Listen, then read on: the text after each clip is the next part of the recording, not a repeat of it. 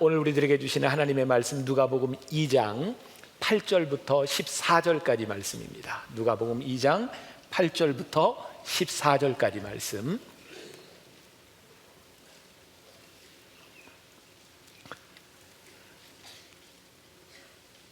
누가복음 2장 8절부터 14절까지 우리 같이 한 목소리로 봉독하겠습니다.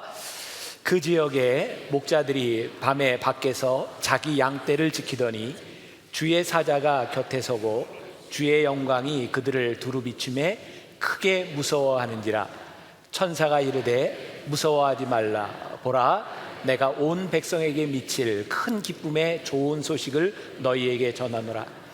오늘 다윗의 동네에 너희를 위하여 구주가 나셨으니 곧 그리스도 주시니라. 너희가 가서 강보에 쌓여 구유에 누워 있는 아기를 보리니 이것이 너희에게 표적이니라 하더라.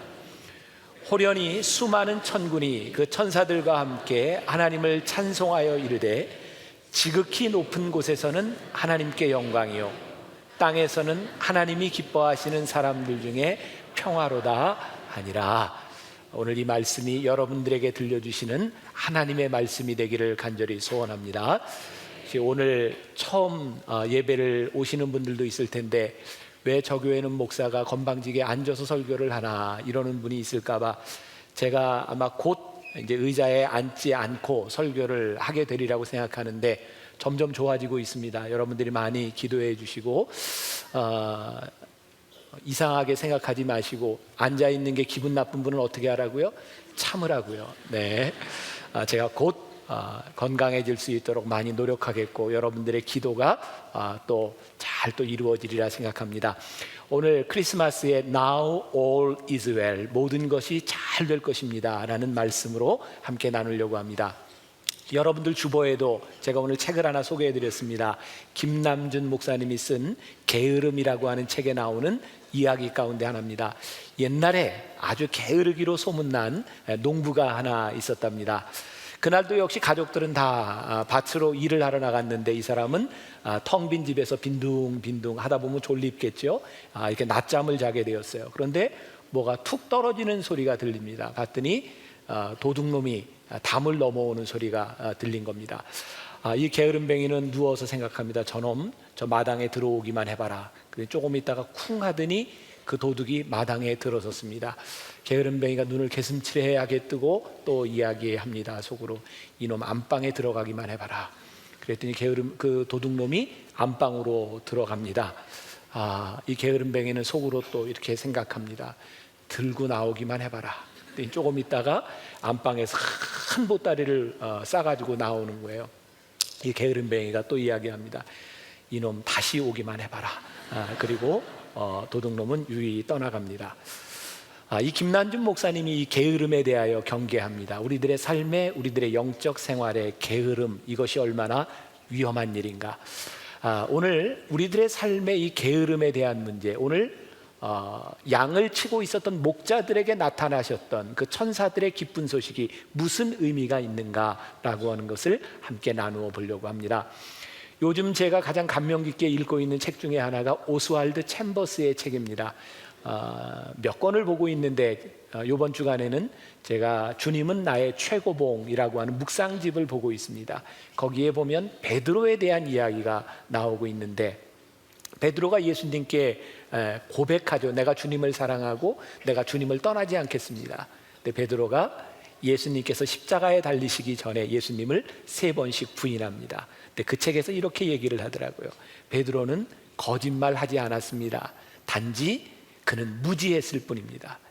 정말 베드로는 주님을 배신하기 싫었지만 그가 주님을 배신하지 않을 능력이 없었던 거죠.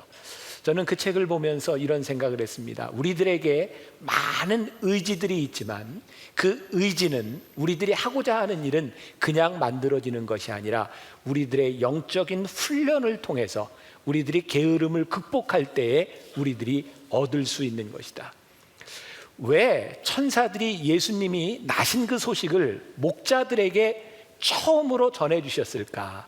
저는 이 말씀을 묵상하면서 우리들의 영적 게으름을 극복해야 되는 이유에 대해서 생각해 보게 됩니다. 목자들이 양을 치고 있는 것은 아주 일상적인 일입니다. 그것도 추운 날 밖에서 양을 치고 있었습니다. 우리 주님이 이 땅에 오신 그 일, 그 사건은 특별한 어떤 때에 오신 것이 아니라 양을 치고 있는 목자들의 일상적인 삶 가운데서 우리 주님의 오심이 선포되었다는 사실입니다. 우리 그리스도인들에게 정말 중요한 것이 있다면 우리들의 삶의 일상성이라고 생각합니다. 우리의 신앙은 특별한 때 나타나는 것, 특별한 때 증명되는 것이 아니라 사실은 일상적인 우리의 삶 가운데서 우리가 누구인지가 드러나는 겁니다. 우리의 거룩함은 오늘 이 성전 안에서 오늘 여러분들이 예배를 드리는 데서 드러나는 것이 아니라 오늘 예배를 마치고 나가는 여러분들의 삶 가운데서 여러분들이 거룩한지 거룩하지 않은지가 드러나게 되는 거죠. 성탄 때가 되면 각계 각층의 사람들이 성탄 메시지를 전합니다. 기독교의 지도자들, 요즘은 조계종에서도 성탄 메시지를 이렇게 하죠. 성탄 메시지의 핵심이 무엇입니까? 사랑, 평화, 그러지 않습니까? 그런데 그런 성탄 메시지를 보면서 사람들이 감동합니까? 제가 이상한가요? 감동이 되지를 않습니다. 이유가 뭘까요? 1년 내내 싸우다가 1년 내내 사랑하지 않다가 성탄 때가 돼서 사랑하십시오, 예수님은 평화의 왕입니다, 우리 평화롭게 지냅시다, 이런 말들이 얼마나 능력이 있다고 생각합니까?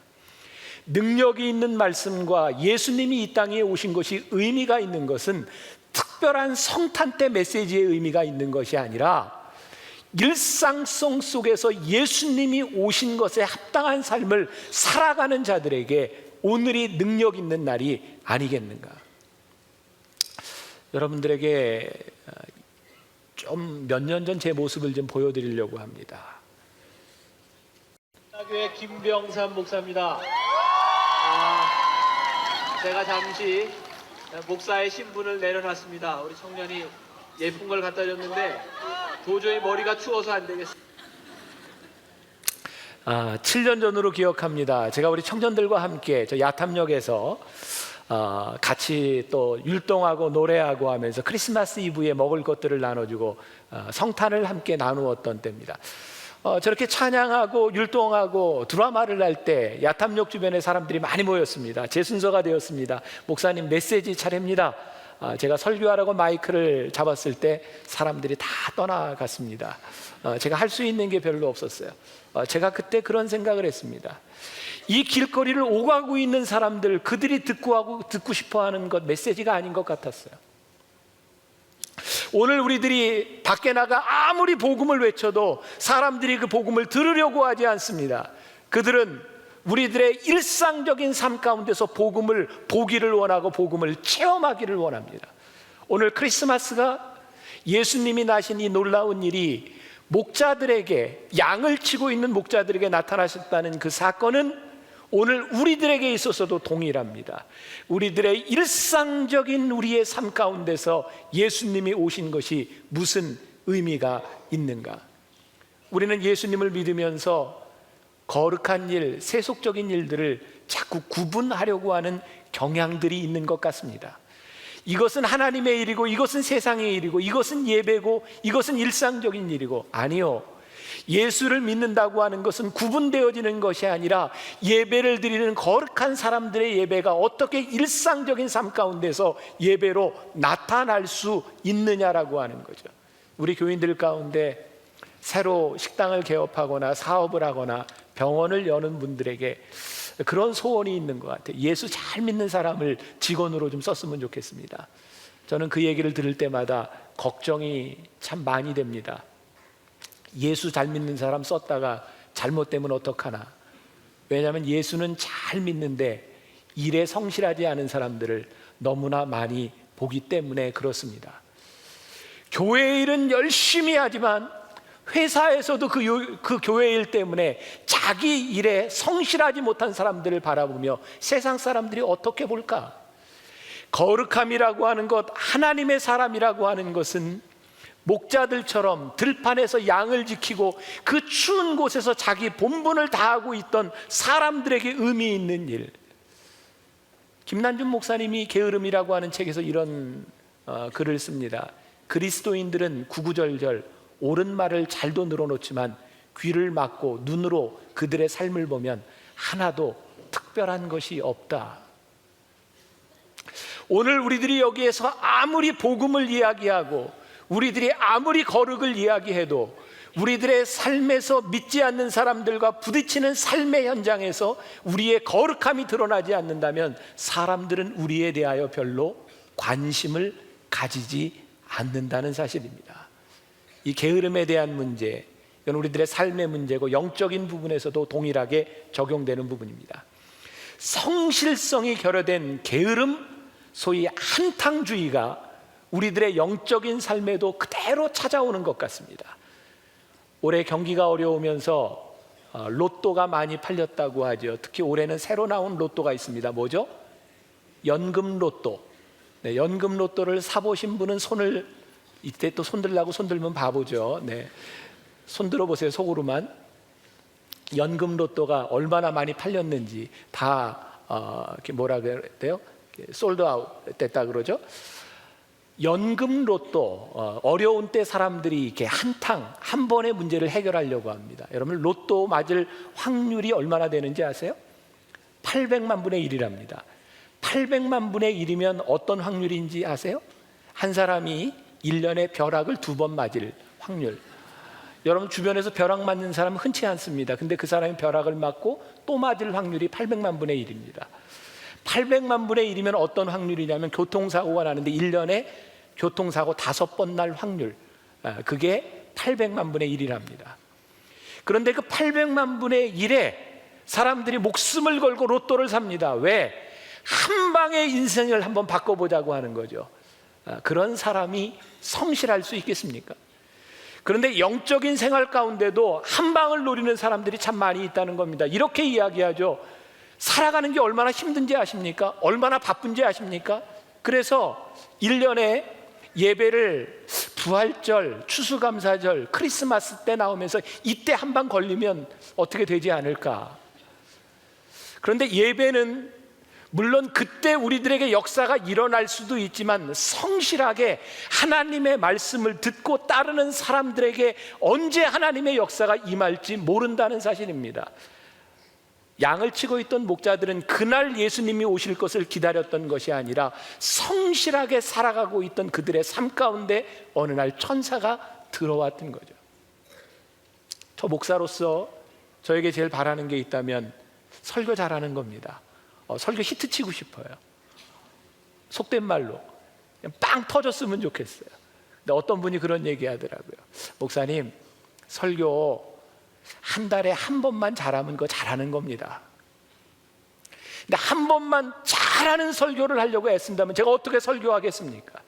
어느 날 성령님께서 역사하실 때 설교 중에 그 말씀을 통해서 역사하시는 하나님의 임재를 저도 느끼고 여러분들도 느낄 수 있는 그 날들이 이 일상적인 주일 가운데 우리들에게 다가오는 거죠.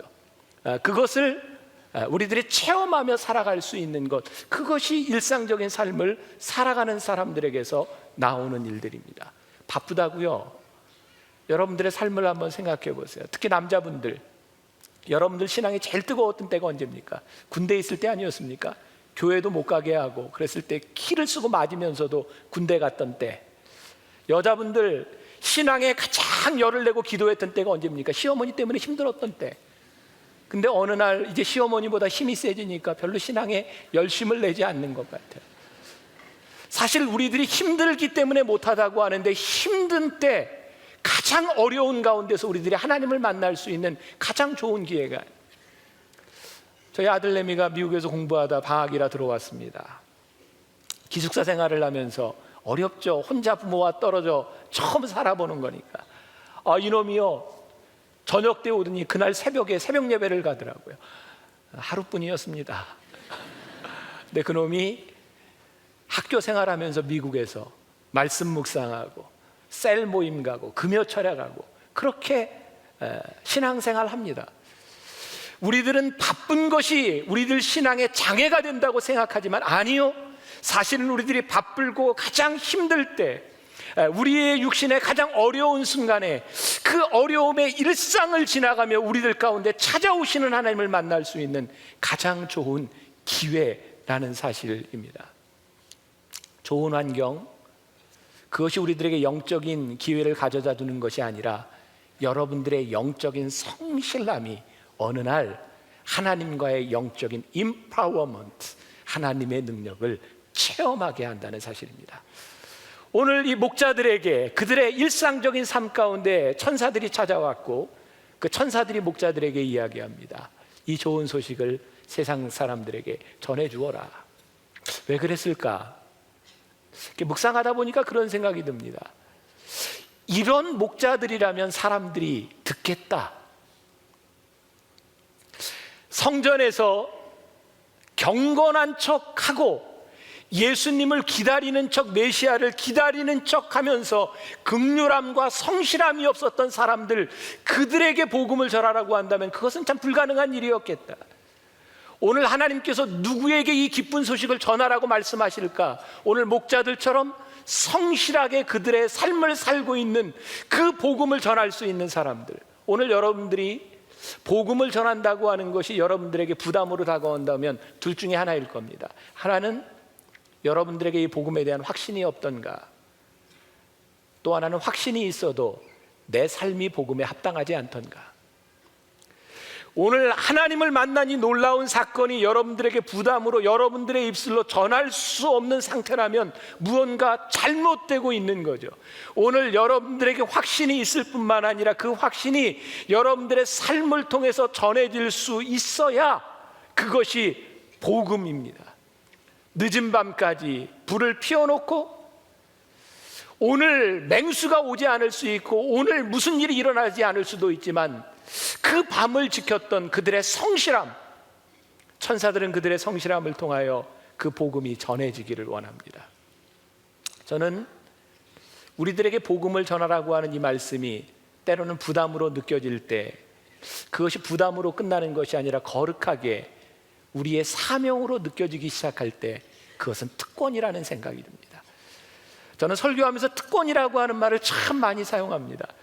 여러분들이 예수를 믿는 게 여러분들 삶의 특권이라고 생각하십니까? 예수를 믿기 때문에 여러분들에게 다가오는 거룩한 부담, 그것이 여러분들의 삶의 특권이라는 믿음이 있으십니까? 우리들이 그 특권을 누릴 수 있을 때 그리스도의 평강이 우리들에게 찾아오는데 그것이 부담으로 끝난다면 여러분들은 그리스도인의 삶을 살고 있는 사람들은 아닌 것 같습니다. 제가 글을 하나 읽어드릴게요.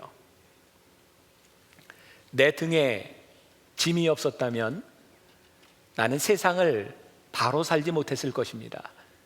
늘 조심하면서 바르고 성실하게 살아왔습니다.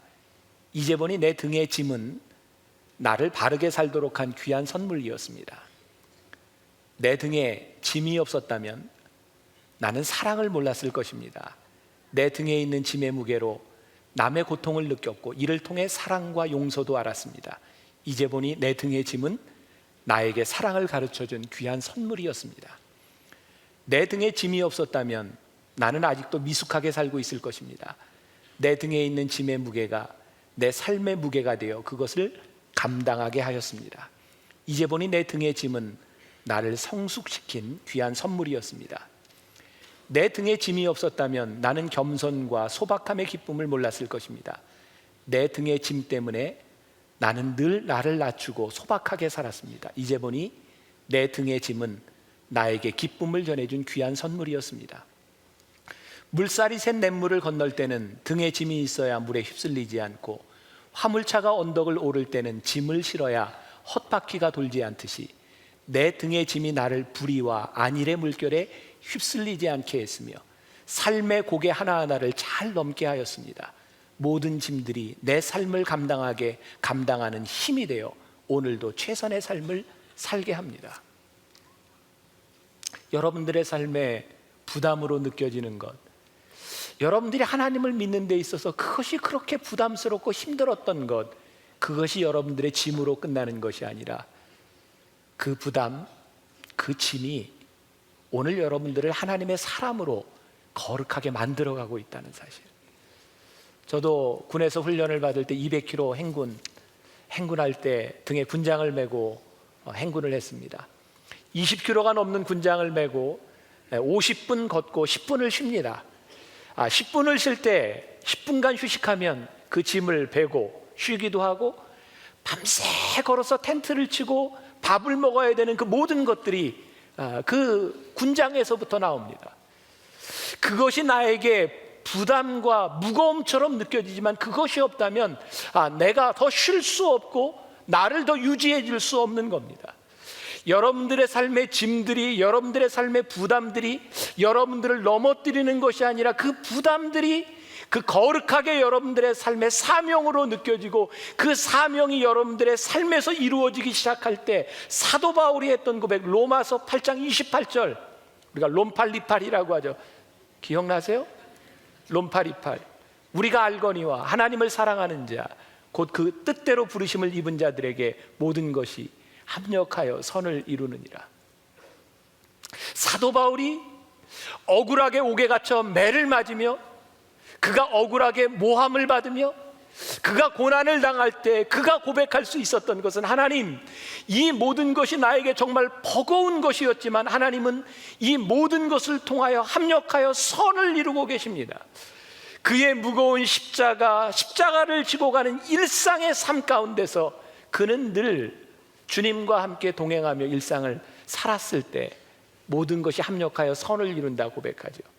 그래서 오늘 우리들 크리스마스에 Now all is well, 모든 것이 잘 될 것입니다 라는 고백을 우리들이 합니다.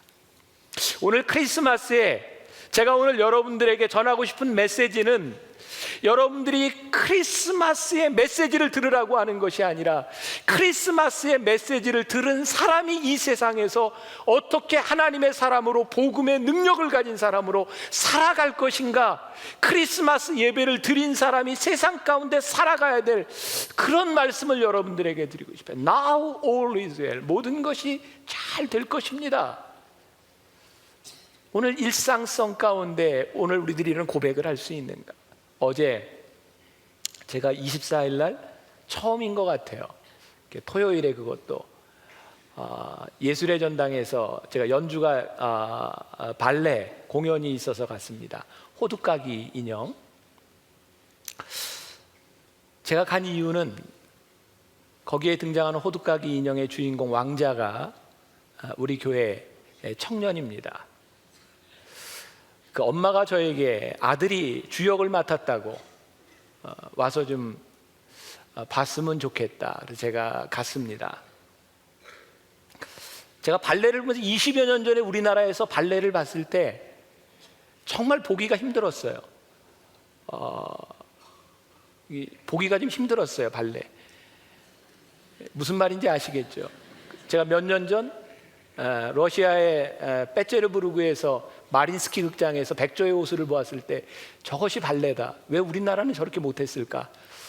근데 어제 보았던 발레는 국립발레단에서 하는 발레였는데 정말 이 러시아에서 하는 것하고는 조금 비교가 안 될 정도의 화려한 무대. 야, 우리나라가 정말 이렇게 잘하는구나, 정말 감동스러웠어요. 근데 그 발레를 보면서 저에게 그 화려한 무대나 그 춤보다는 거기서 발레를 하고 있는 우리 교회 청년 재우, 그 아이를 보면서 눈물이 났어요. 하나님 너무 감사해요.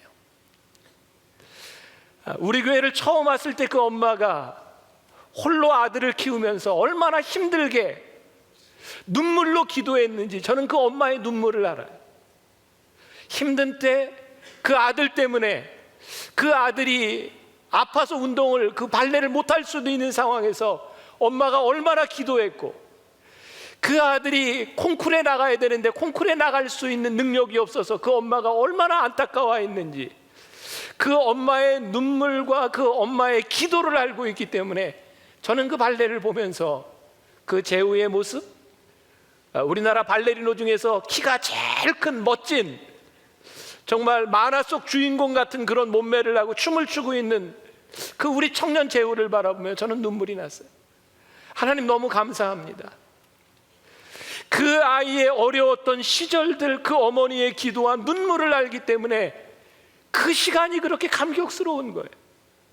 나와서 엄마에게 문자를 보냈습니다. 재우가 참 자랑스럽습니다. 너무나 감격스럽습니다. 그 시간들, 그 어려운 시간들이 없었더라면 정말 그런 감격이 있었을까? Now all is well.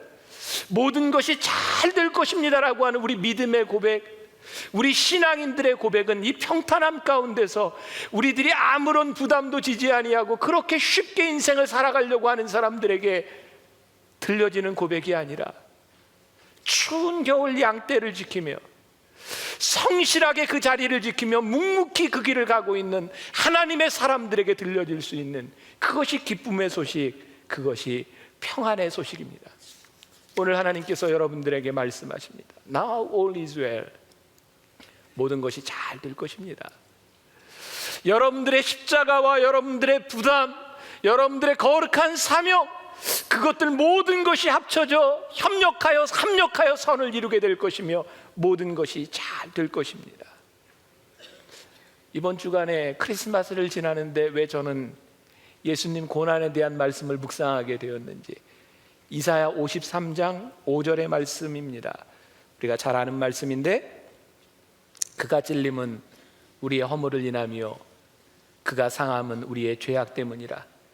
그가 징계를 받음으로 우리가 평화를 누리고 그가 채찍에 맞음으로 우리가 나음을 받았도다.